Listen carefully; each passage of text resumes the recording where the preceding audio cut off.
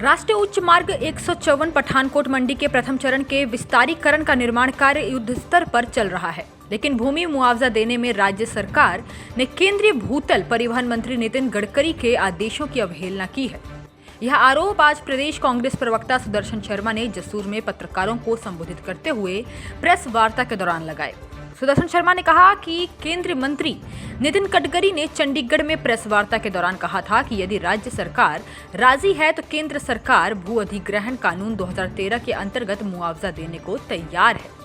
प्रदेश प्रवक्ता ने तल्ख अंदाज में केंद्र सरकार व राज्य सरकार की आपसी मिलीभगत का आरोप लगाते हुए मात्र इसे चुनावी स्टंट बताया, जिसका खामियाजा हिमाचल में तो 4 लेन प्रभावितों ने जोरदार विरोध से दिया है। प्रदेश मुख्यमंत्री ठाकुर जयराम व राष्ट्रीय उच्च मार्ग प्राधिकरण के उच्च अधिकारियों ने में मुआवजा राशि मामले के मात्र फ्रेंडली मैच का प्रदर्शन किया। बनावटी सब कमेटियां गठित करके पीड़ितों की भावनाओं से खिलवाड़ करते रहे, लेकिन कांग्रेस सरकार द्वारा निर्धारित सर्कल दरों को भी 50% कम करके अपना असल चेहरा दिखाया है, जिसका प्रदेश के 1 लाख प्रभावित परिवारों को आर्थिक नुकसान हुआ है। प्रदेश प्रवक्ता सुदर्शन शर्मा ने राज्य सरकार पर राष्ट्रीय उच्च मार्ग प्राधिकरण को सीधा एक पक्षीय लाभ देने का आरोप लगाते हुए बताया कि नूरपुर प्रशासन ने तत्कालीन अधिकारियों ने कानून को ताक पर रखकर भूमि मुआवजा निर्धारण करने के मापदंडों पर बताया कि नूरपुर प्रशासन ने भूमि मूल्यांकन में देश में नया कीर्तिमान स्थापित किया है, जिसमें एक ही उद्देश्य के लिए एक ही मुहाल के एक ही परिवार एक ही खसरा संख्या को 3-3 अवार्डों में आवंटित कर मूल्यांकन किया है, जिसमें पिक एंड चूज नीति को आधार बनाया गया है, जिसका मुख्यतः पीड़ितों में जोरदार रोष है, क्योंकि एक ही मुहाल में एक ही परिवार को प्रथम अवार्ड में 10,000 प्रति मरला के हिसाब मुआवजा दिया गया, लेकिन दूसरे भाई को दूसरे अवार्ड में 2 लाख प्रति मरला के हिसाब से मुआवजा दिया गया।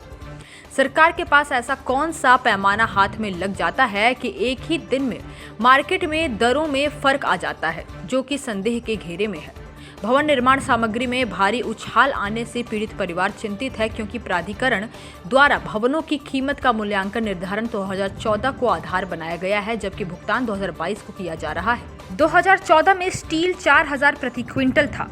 ईंट 4,000 प्रति हजार थी, सीमेंट 200 रुपये प्रति बैग थी, क्रशर 10 रुपये प्रति फीट, रेता 5 रुपये प्रति फीट था, मजदूरी 300 रुपये, मिस्त्री 500 रुपये प्रतिदिन था। लेकिन 2022 को तमाम सामग्री 2 गुना हो चुकी है, जबकि क्रशर रेता तो 10 गुना प्रति फीट के हिसाब से बढ़ चुके हैं। प्रदेश प्रवक्ता ने कहा कि यदि भवनों का भुगतान 2022 को दिया जा रहा है तो सामग्री का निर्धारण भी मौजूदा दरों को आधार पर बनाकर किया जाए, अन्यथा पीड़ित सड़कों पर उतर कर विरोध प्रदर्शन करेंगे, क्योंकि पुनर्स्थापित होना असंभव होगा।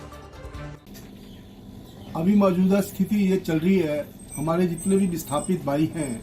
4 लेन के 154 का जो प्रथम चरण पठानकोट टू मंडी, उसके मुआवजा राशि का जो भुगतान किया जा रहा है वो प्राधिकरण द्वारा, वो लोगों में काफी रोष है, क्योंकि इन्होंने जो भू अधिग्रहण की गई है उसका जो नेशनल हाईवे पर रेट चल रहा है 5-6 लाख रुपया प्रति मरला,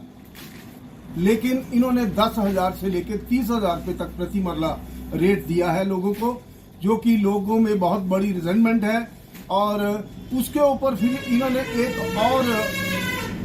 जो किया, इनके ऊपर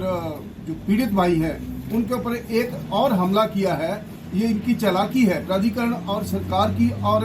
केंद्र सरकार की, क्योंकि जो भवनों की राशि है वो 2014 में इन्होंने उनका मूल्यांकन निर्धारण किया था, लेकिन जो मौजूदा स्थिति में इस समय जो ईंट का भाव है वो 1,000 ईंट का रेट जो है वो 10,000 या 8,000 के प्रति मिल रहा है, और सीमेंट का रेट जो है वो 500 रुपये प्रति बैग मिल रहा है, जबकि इन्होंने 2014 का जो रेट है उसमें 242 रुपये प्रति बैग का रेट दिया है, और ईंट का जो भाव है वो 1,000 के प्रति दिया है। और उसके बाद इन्होंने सबसे बड़ी जो हमें मार दी है वो सरिया का जो रेट है, उस समय का जो रेट था वो 2014 का वो 4,000 प्रति क्विंटल था, लेकिन अब 9,000 रुपये प्रति क्विंटल के हिसाब से सरिया हमें मार्केट में मिल रहा है। और उसके बावजूद भी इन्होंने जो क्रशर का रेट है, रेता का रेट है, पहले 5 रुपये प्रति फीट के हिसाब से क्रशर का रेट था, 10 रुपये प्रति क्रशर का रेट था, लेकिन अब वो उसका जो रेट है 2022 में जो पेमेंट दी जा रही है उसमें उस रेट का, रेते का रेट और बजरी का रेट जो है वो कम से कम 35 से लेके 55 रुपए प्रति फीट के हिसाब से दिया जा रहा है, जो कि पीड़ित भाइयों के साथ सबसे बड़ा अन्याय है। मैं महोदय सरकार से भी कई बार बोला है, और केंद्र सरकार जो है वो अपनी दोगली नीति से लोगों को बखला रही है, लोगों को बरगला रही है, क्योंकि जो केंद्रीय मंत्री हैं हमारे गडकरी जी, उन्होंने 3 या 4 बार अपनी प्रेस कॉन्फ्रेंस में ये कहा कि यदि राज्य सरकार बोले तो हम फैक्टर 2 जो है उसके हिसाब से पेमेंट देंगे। लेकिन राज्य सरकार और केंद्र सरकार की जो मिलीभगत है, ये मात्र एक चुनावी स्टंट था, जो चुनावियों में लोगों ने, जो जितने पीड़ित भाई हैं, 1 लाख परिवार जो है हिमाचल प्रदेश का, उन्होंने अपना जो इस समय वोट जो मतदान किया है वो इसके विरोध में किया है, जिसका खमियाजा 8 दिसंबर को इनको मिल जाएगा। मैं फिर भी ये आग्रह करूंगा कि लोगों के साथ जो आपने खिलवाड़ किया है, भावनाओं के साथ जो खिलवाड़ किया है, जो नेशनल ग्रीन ट्रिब्यूनल ने जो नियम बनाया था कि 1 वृक्ष काटने की बजाय उसके एवज में 10 वृक्ष लगाए जाएंगे, लेकिन ऐसा किसी भी नियम को इन्होंने नहीं अपनाया। जो हिमाचल प्रदेश की जो धरोहर थी, ग्रीनरी, उसको इन्होंने बर्बाद कर दिया, और उससे जो हमारे पर्यटक जो है वो आकर्षण का केंद्र था पर्यटकों के लिए हिमाचल प्रदेश, उसमें पर्यटक जो हमारा उद्योग है, वो पर्यटक जो हमारा उद्योग है वो उसको भी काफी नुकसान होगा। और जितने भी हमारे प्रभावित भाई हैं वो अब असमंजस की स्थिति में है और चिंताजनक स्थिति में है, और लोगों से ये आपस में ये जो उनका जो बोलने का जो लहजा है, जो तनाव की स्थिति में है। और मैं फिर भी आग्रह करूंगा कि इनके बारे में सोचें और इसका जो है वो मूल्यांकन करके जो इनको आधार बनाकर पेमेंट दी जाए। हिमाचल प्लस न्यूज के लिए नूरपुर से भूषण शर्मा की रिपोर्ट।